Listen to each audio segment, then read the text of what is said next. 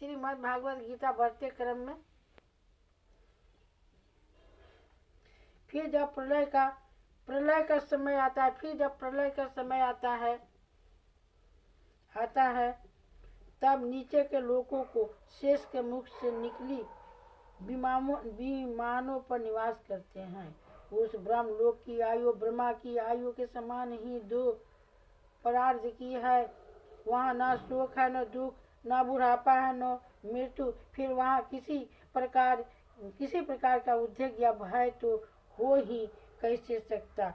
वहाँ यदि दुख है तो केवल एक बात का, वह यही कि इस परम पद को न जानने वाले लोगों को जन्म मृत्यु में अत्यंत घोर संकट को देखकर दयावश वहाँ के लोगों के मन में बड़ी व्यवस्था होती है। सत्यलोक में पहुँचने के पश्चात वह योगी निर्भय होकर अपने सूक्ष्म शरीर को पृथ्वी से मिला देता है और फिर उतावली न करते हुए 7 आवरणों का भेदन करता है। पृथ्वी रूप से जल को, पृथ्वी रूप से जल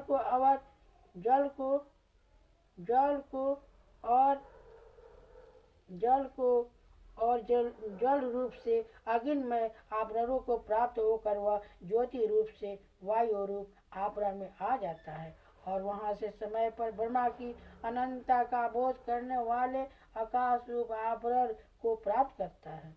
इस प्रकार स्थूल आवरणों का पार करते समय उसकी इंद्रिया भी अपने सूक्ष्म अधिष्ठा में लीन हो जाती है।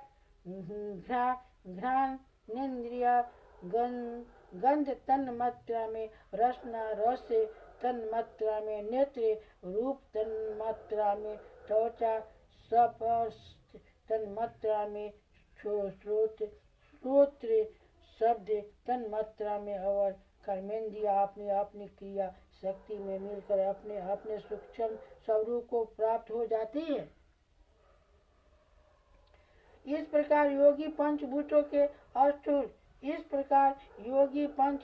के अस्थूल सूक्ष्म आवरणों को पार करके अहंकार में प्रवेश करता है। वहाँ सूक्ष्म भूतों को तामस अहंकार में, इंद्रियों को राजस अहंकार में तथा मन और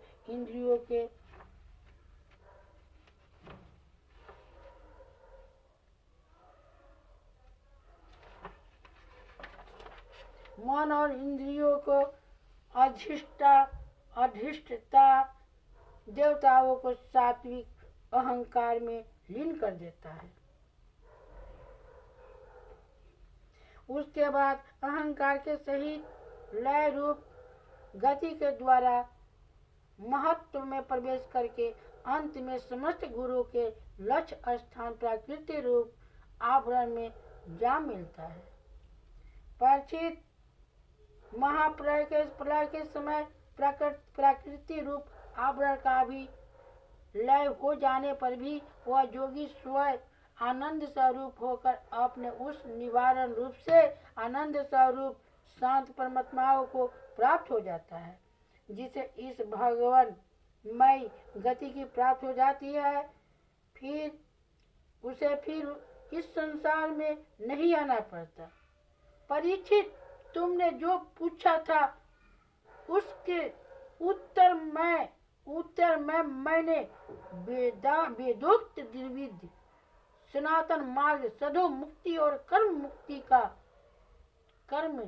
मुक्ति का तुमसे वर्णन किया। पहले ब्रह्मा जी ने भगवान वासुदेव की आराधना करके उनसे जब प्रश्न किया था, तब उन्होंने उत्तर में इन दोनों मार्गों की बात ब्रह्मा जी से कही थी।